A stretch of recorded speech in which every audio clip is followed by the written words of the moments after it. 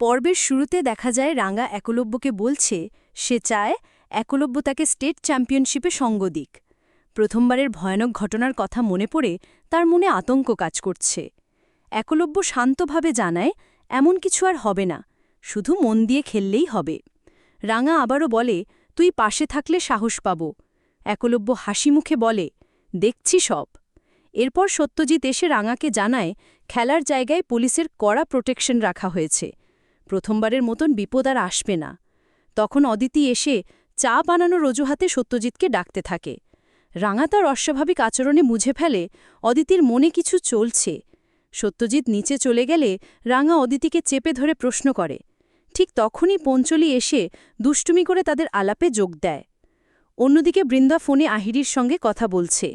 আহিরি অভিমান করে বলে বাড়িতে পুজো হচ্ছে অথচ আমায় কেউ ডাকেনি।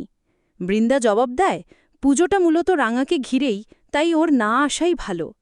এরপর বৃন্দা তাকে 2 দিনের অপেক্ষা করতে বলে, সবকিছু উল্টে যাবে। ঠিক তখন সার্থকী এসে বৃন্দাকে মনে করায় যদি দলিলটা ধরা পড়ে যায় সব ফাঁস হয়ে যাবে। বৃন্দা নিশ্চিন্তভাবে বলে চিন্তা করো না, কিছুই হবে না। বাইরে বেরিয়েই সার্থকের সঙ্গে রাঙার দেখা হয়। রাঙা মনে মনে ভাবে কিছু একটা গোলমাল আছে। পুজো শেষে একলব্য রাঙাকে নিয়ে বেরোয়। রাস্তায় সত্যজিৎকে দেখে অবাক হয় সে। সত্যজিৎ জানায় পুলিশ প্রোটেকশনের জন্যই সে এসেছে। একলব্য রেগে গিয়ে বলে তাহলে আমার যাওয়ার প্রয়োজন কি? একজন সাধারণ মানুষ এসব ঝামেলার মধ্যে কেন জড়াবো? তার নার্ভের সমস্যা বাড়তে থাকে। প্রমিতা অনেক চেষ্টা করেও তাকে শান্ত করতে পারে না। শেষে একলব্য সাফ জানায় সে যাবে না। রাঙা জেদ করে বলে আমি একাই খেলতে যাব। তার শাশুড়ি এবং পঞ্চলি বোঝায় সত্যজিতের সঙ্গে যাওয়াই নিরাপদ। অবশেষে রাঙা রাজি হয়। এরপর বৃন্দা ও সার্থকী উকিলের কাছে গিয়ে দলিল সংগ্রহ করে।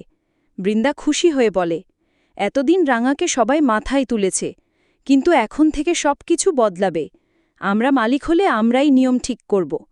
শেষ দৃশ্যে দেখা যায় রাঙা স্টেট চ্যাম্পিয়নশিপের মঞ্চে পৌঁছেছে। তার কোচ এসে তাড়াহুড়ো করে তৈরি হতে বলে।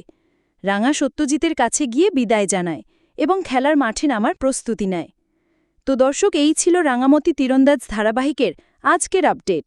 পরবর্তী আপডেট সবার আগে পেতে আমাদের চ্যানেলটি এখনই সাবস্ক্রাইব করুন।